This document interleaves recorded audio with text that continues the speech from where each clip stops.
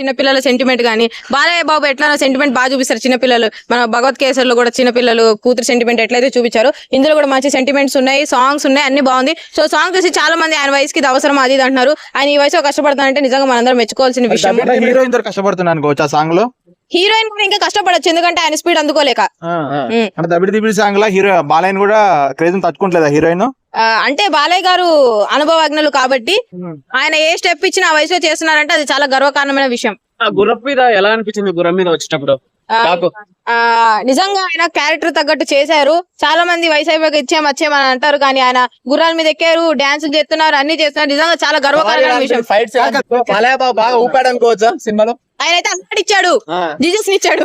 Thank you. Block buster cinema Sankranti సంక్రాంతికి మంచి cinema.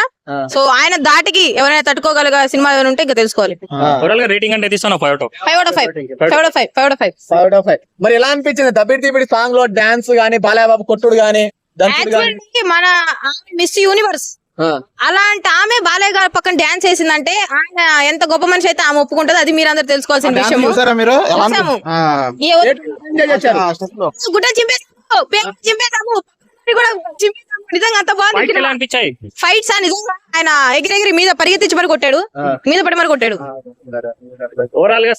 అదొక స్టెప్. సో పచ్చగా లోకం అంతా పచ్చగానే కనిపించినట్టు స్టెప్ లో చూస్తే బాగుంటది, తప్పుగా చూస్తే తప్పుగానే ఉంటది. ఏది కావాలో అది ఎత్తుకోవచ్చు ఆ సాంగ్ లో. అదేం లేదు. ఇప్పుడు మనం ఒక నూడిల్ షాప్ కి వెళ్తాము, మనకు కావాల్సింది మనం తింటాము. సో మీరు కూడా ఏం కావాలో అదే చూసుకుంటే అయిపోద్ది.